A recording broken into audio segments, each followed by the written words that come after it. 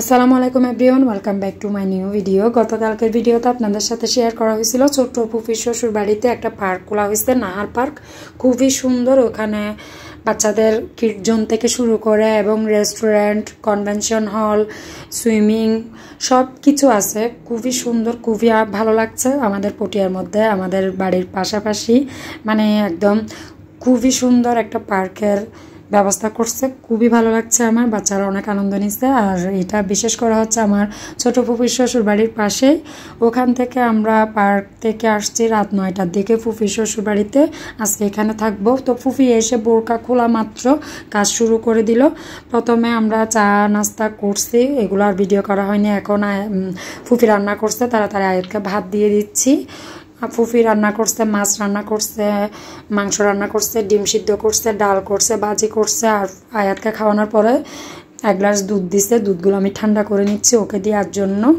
এখন আমরা খাওয়া দাওয়া করিনি, এদিকে তাবাসসুম, পারিহা ওরাও খায়নি। ওরা দেখুন এখানে খাট টাট কীভাবে এলোমেলো করে ফেলছে, বসে অনেক খেলাধুলা করছে, ফ্রিজ থেকে বের করে আচার খাচ্ছে দুজনে মিলে। আর এদিকে খাবার রেডি আমাদের জন্য। এখানে আমার কাজিন সহ, মানে আমার ছোট ফুফির এক ছেলে এক মেয়ে, তাদেরকে নিয়ে সবাইকে খেতে বসছি। এখন তাবাসসুম, মুনতাসির, পারিহা, আমার ছোট ফুফি এবং ফুফির হাজব্যান্ড দেশের বাইরে থাকে, সৌদি আরব। সবাই দোয়া করবেন মামার জন্য। খুবই ভালো লাগছে শ্বশুরবাড়িতে এসে অনেক বছর পর ফুফির। খুবই ভালো লাগে আমার। এখানে ফুফি রান্না করছে মাছ, মাংস, মানে মুরগির মাংস, ডিম, ডাল, ভাজি, এগুলো। এখন আমরা সবাই মিলে খাচ্ছি এবং গল্প করছি। আর ফুফির শ্বশুর বাড়িটা ফুল আমি ভিডিও করতে আসলে ভুলে গেলাম। ফুফির ছোট্ট ঘরটা, মানে টিনের ঘর, খুবই সুন্দর লাগছে। এটা হচ্ছে তারপর দিন সকালবেলা। ছোট ফুফির খাটটা হচ্ছে সেম আমার খাটের মতো, সেম ড্রেসিং টেবিল, সেম আলনা, এগুলো সব আমি আয়াত তাবাসসুমকে দেখাচ্ছি। দেখো আম্মুর মতো সব, মানে আমাদের বিয়ের সময় দুজনের জন্য ফার্নিচারগুলো একই রকম বানানো হয়েছে, কিন্তু ফুফির বিয়ে তো আমার আগে হয়েছে, ফুফিকে আগে দিছে, তারপর আমারগুলো দিছে, কিন্তু একই রকম একই ডিজাইন, মানে সব কিছু এক, মানে বানাইছে এগুলা। আর এখন ওদেরকে দেখাচ্ছে এগুলো, তাবাসসুম আয়াতকে ভিডিও করতেছে এবং দেখাচ্ছে ওদেরকে সেম জিনিসগুলা।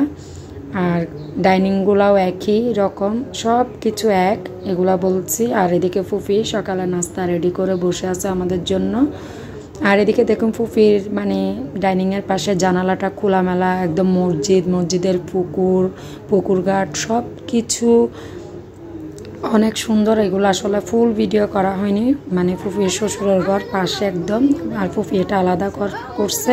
এদিকে দেখুন পারিহা বিড়াল নিয়ে গানও করছে, নাচও করছে, সাথে আয়াতকে ভয় দেখাচ্ছে, খুবই দুষ্টুমি করছে বিড়াল নিয়ে। এটা ওদের বিড়াল। আর সাথে এখন ফুফি তো নাস্তা রেডি করে বসে আছে আমাদের জন্য। সবাই এখন নাস্তা খেতে বসছি।